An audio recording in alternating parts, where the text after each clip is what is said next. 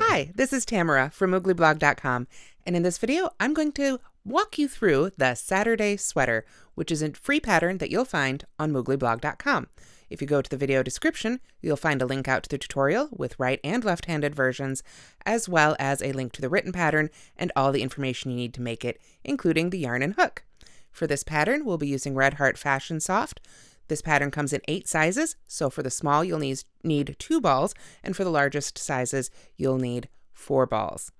This pattern also calls for a USK 6.5 millimeter hook, or whatever hook, of course, you need to get gauge. Let's begin.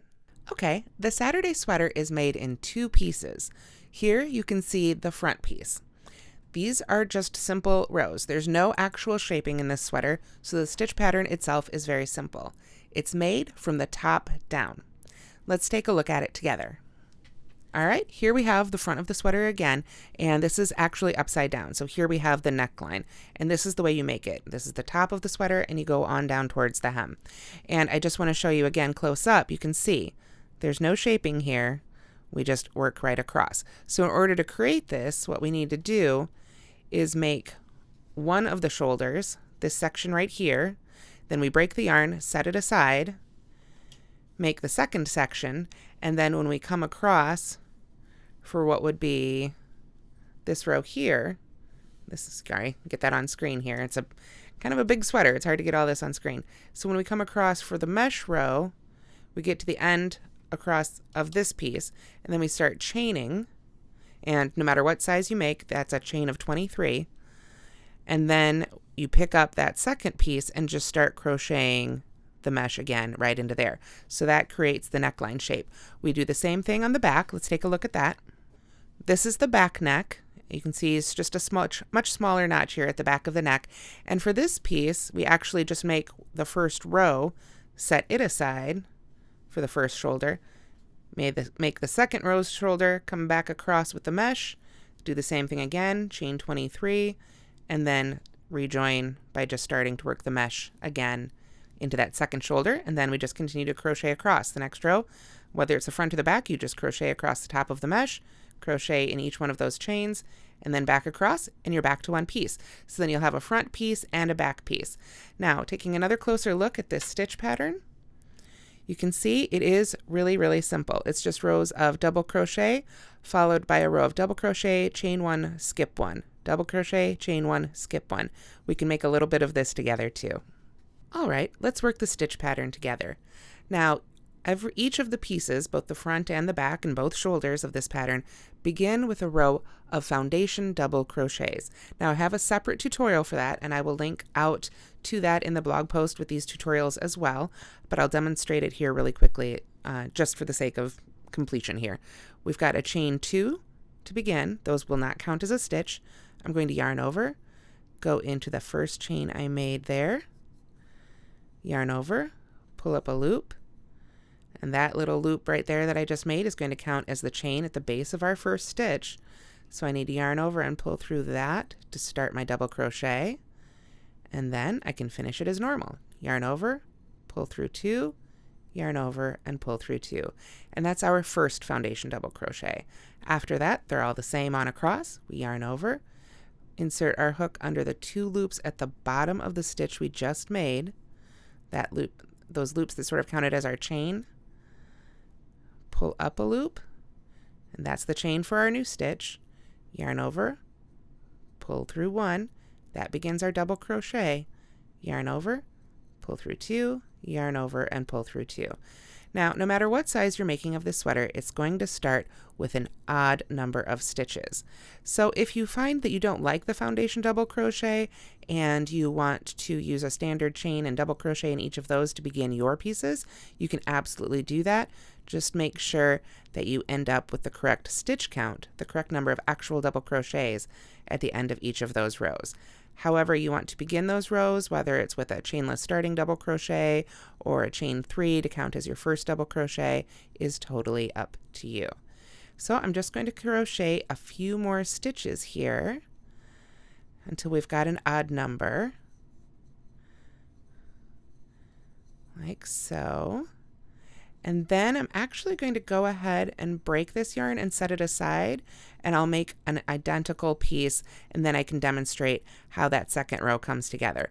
But really for that first row, it's just foundation double crochets. And if you're making the front, you'll work several more rows before you break it to make the other shoulder. If you're making the back, it is just one row before you break it and make the shoulder. Other than that, the front and back are identical. I will see you as soon as I've got those made. Okay, so I've got 11 foundation double crochets made. This is a bit smaller than any of the actual sizes of the sweater, but it'll be enough for us to demonstrate. To begin row 2 in the pattern, it says to start with a chain of 4. If you'd like, you can substitute the chainless starting double crochet and a chain 1.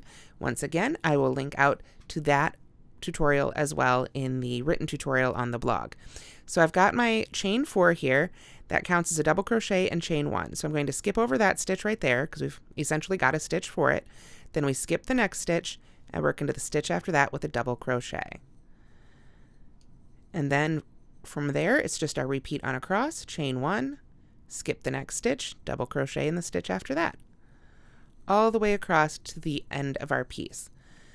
Row 3 is just double crocheting in each stitch and each chain space apart. Like I said, this couldn't be a simpler stitch pattern.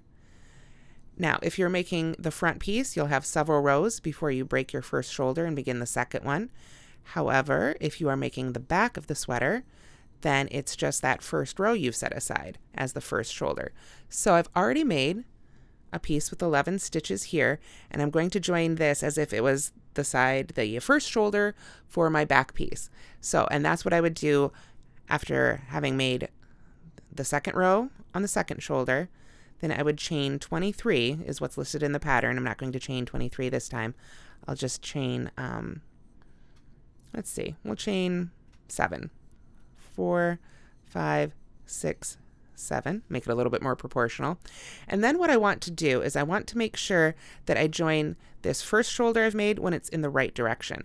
So I want to find my finish end, the end where I finished off, and my beginning end, and make sure they match with where the beginning end and where I'm working are on this piece. So since this was my beginning end with my slip knot, I would make sure that's facing the same direction as the beginning slip knot on the one I'm working on. So after I've made those chains, and this part's a little bit fiddly, I'm going to yarn over and then go into that first stitch, that last stitch I made on the first shoulder, and work a double crochet right in that stitch. The hard part is just sorting out all those little ends. And it helps too if you just hold the chain and the stitches real close together as you make that stitch, and that will keep it from pulling up too big and tall, like so. So if that chain ends up a little too big right there, like that one I think is just a little big, I'm going to go ahead and pull that stitch out and do it again. I'll yarn over, go into that stitch, hold them close so I can get a good double crochet in there.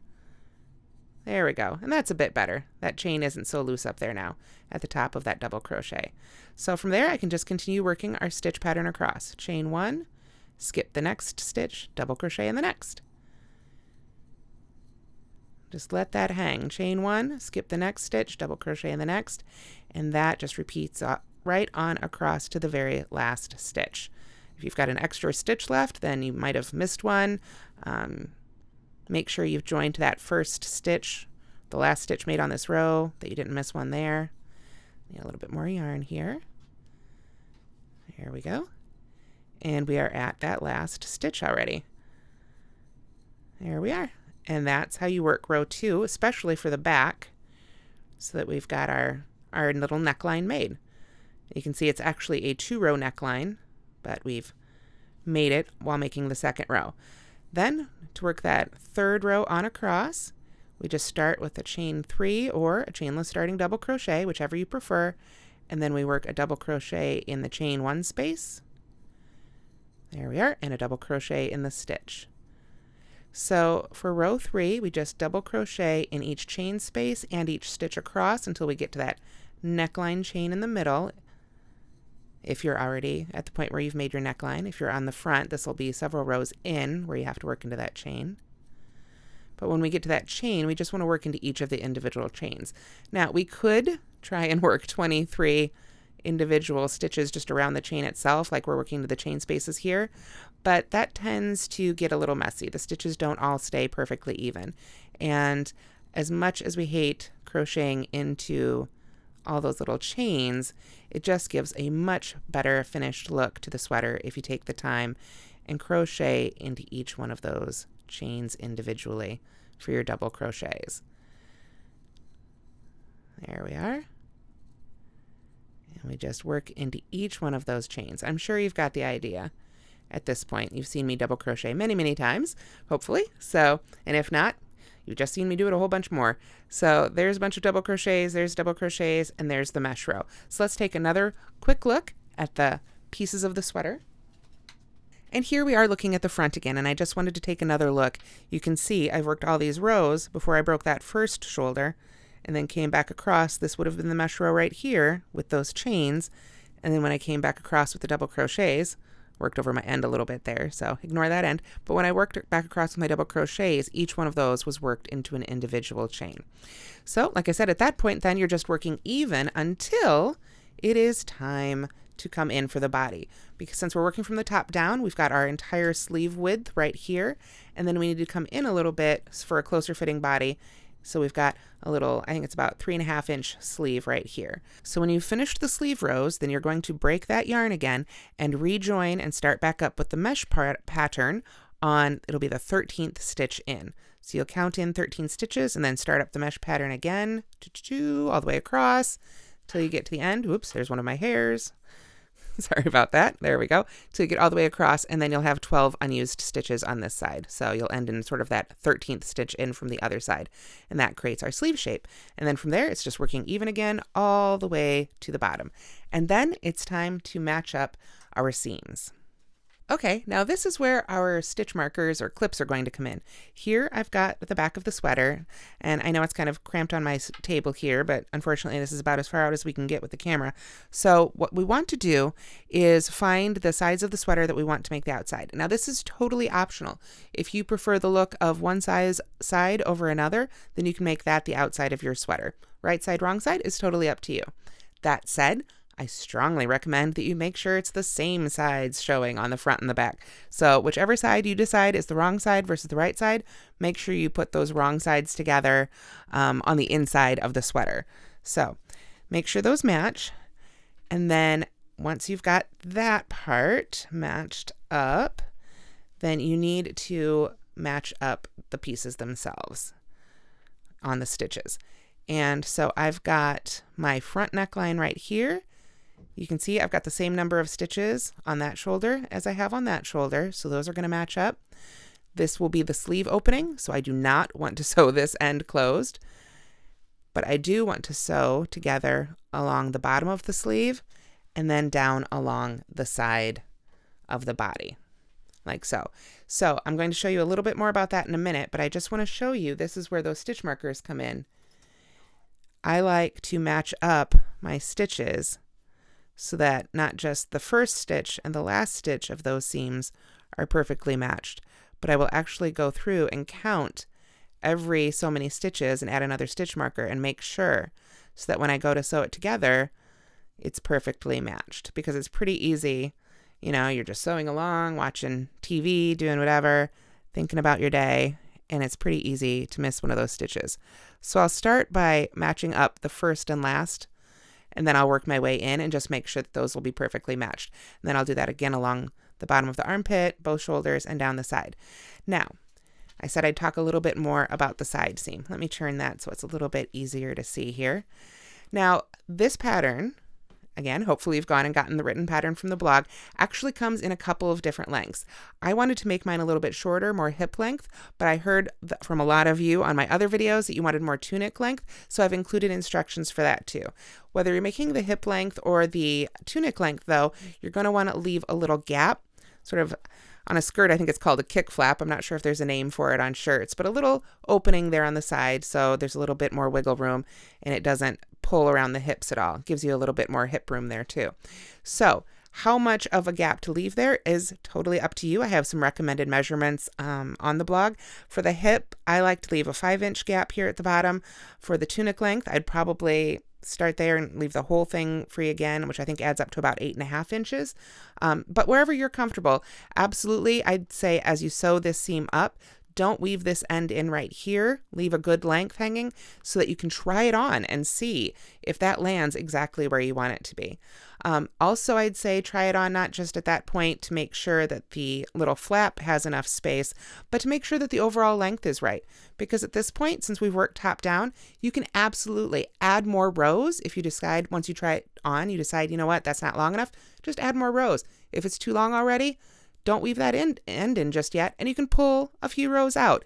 Totally customize the length on this sweater. So once you've got all those seams sewn together, then from the right side, whichever side you've decided is the right side, you'll want to make sure and work just a simple row of single crochet along the flap and all the way around the sweater. So you won't come up here, you'll go across the bottom a little bit, up that little kick flap there, and then across that side, and then do the same thing on the other side of the sweater. And then along the sleeves, you'll work that single crochet edging, and then also all around the neckline, which will of course go front and back. How you actually sew these seams together, I haven't even talked about that part, have I? That is again kind of up to you. There are so many different methods to use to sew your seams. I'm going to go ahead and recommend that you sew this using the whip stitch, which I will link out to also. Again, follow the link in the description. It's got its own tutorial for how to whip stitch pieces together, and that will be really handy. And that'll show in really nice close-up too how you sew those pieces together. So as we take a look right here, you can see the finished sweater, and I'm wearing it.